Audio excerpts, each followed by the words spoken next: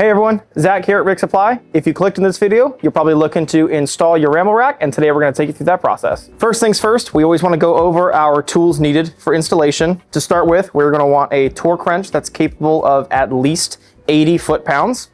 We're going to want a extension, somewhere around 6 to 10 inches is fine.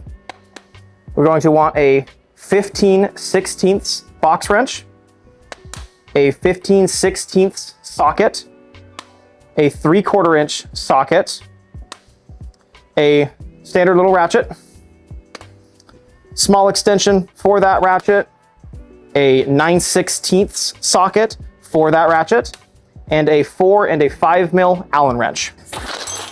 Now that we're done with that, let's get it open. All right, let's get our box opened up.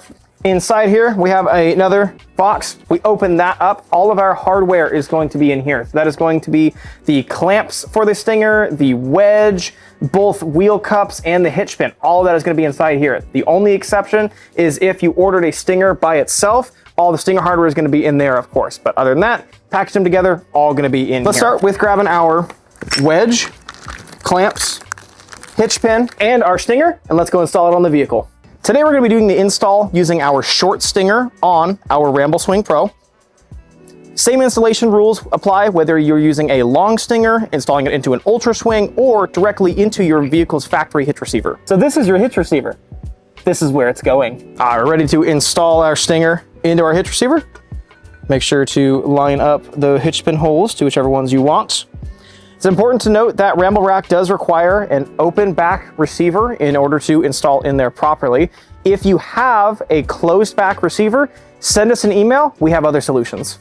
Now we can go ahead and install our wedge in this orientation.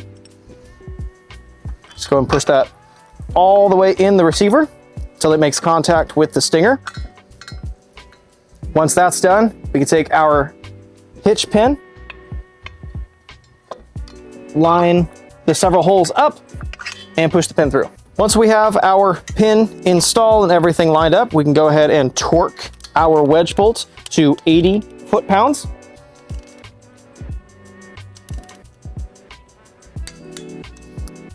After that is torqued, you'll notice the hitch pin cannot rotate. It is being locked in place by that bolt.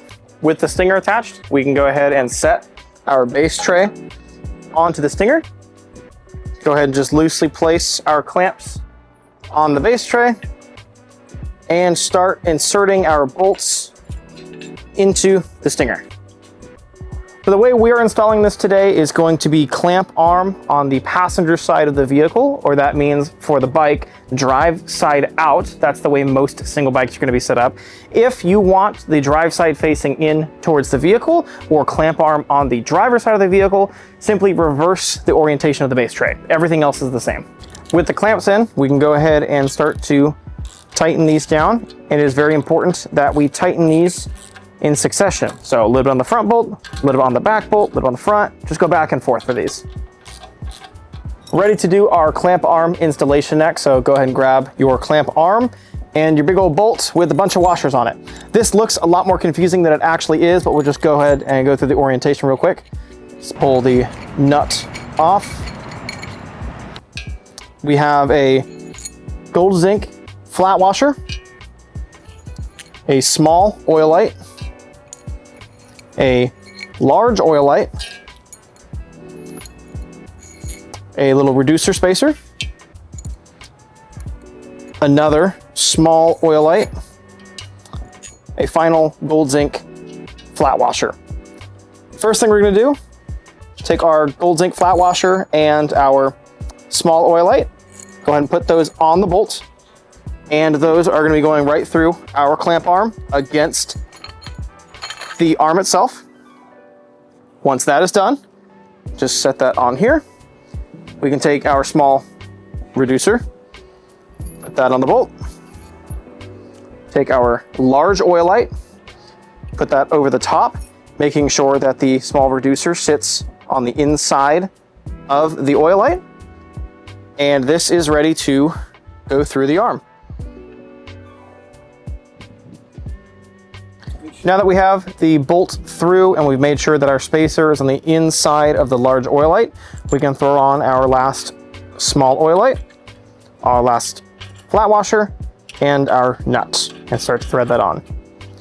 While this is loosely together, now is a good time to grab our bumper as well. That way, once we go to tighten this down, the head can safely rest against the base tray here.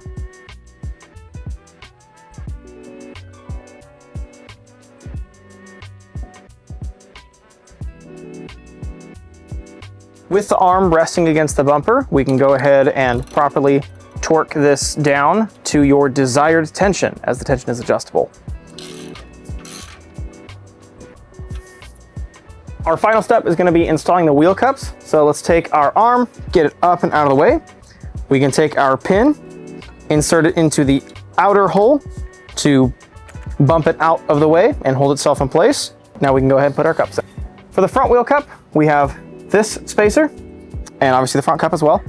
Take your spacer, place it over the rivets, align your wheel cup to the holes, and go ahead and quickly just install a couple of these M8 bolts to hold this in place.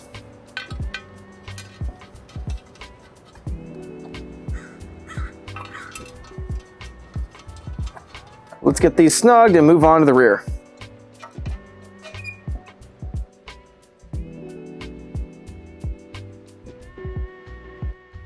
With the rear wheel tray, this is adjustable, so we have a couple of different holes we can put this in. If you have a short wheelbase bike, put it on the first slots. You have a average, put it in the middle. You have a longer wheelbase bike, go ahead and put it on the outside.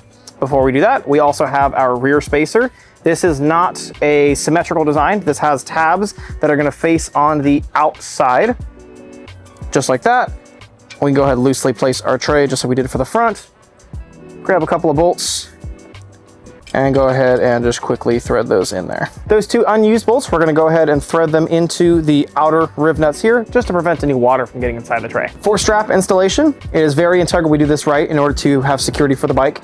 We wanna go ahead and slide it up through the bottom window, up through the side window, through the back window, and around the tire if we have one on there, up through back of the loop, and cinching it down over the tab right there. And that will lock it in. That finishes up our RambleRack install. If you have any tech questions, concerns, anything like that, shoot us an email to support@rigsupply.com. Thanks for watching.